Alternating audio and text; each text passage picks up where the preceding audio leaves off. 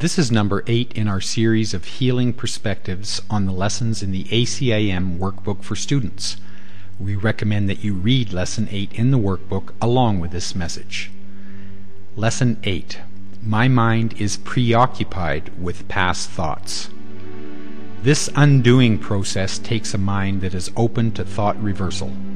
It takes a mind that is willing to see that it sees only its thoughts projected outward, and that all its thinking within the world of separation is just a reflection of a blank mind. This takes a willingness to step back and look at our thoughts again and again and again, and see that they are thoughts that are just coming from the past, from the tiny mad ideas to see separation instead of be awake to the truth of love's oneness. This undoing process of letting go of the past is necessary before our real thoughts can come into our mind. The Holy Spirit is always present to help us undo all our false thinking. This practice of looking at our thoughts with Holy Spirit more and more consistently helps us join with our constant companion and see everything differently. As we do this again and again and again, we will not see as the world sees.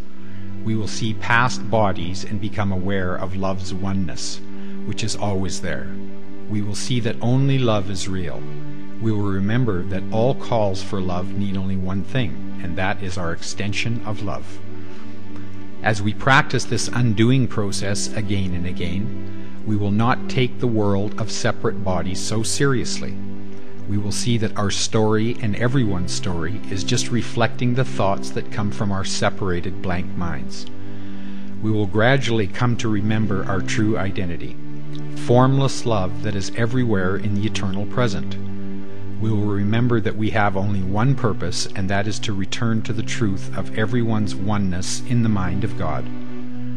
Seeing that our thoughts are only reflections of the past is an important step in undoing our hold on false ideas. These beginning lessons are step by step laying the foundation for forgiveness. Today's idea introduces the idea that the thoughts that I have been aware of merely represent a blank mind. If I accept this as true, the next logical step is to remember that all the things I think happened did not occur. They were merely a blank mind deceiving itself through empty images. If I accept this as true, that nothing has really happened, then the next logical thought conclusion is that there is nothing to forgive. The Course says that true forgiveness simply recognizes there is nothing to forgive. These earthly lessons introduce ideas that turn the ego thought system upside down. The exercises seem almost simplistic. Thankfully, we are not asked to wholly accept the truth of these statements.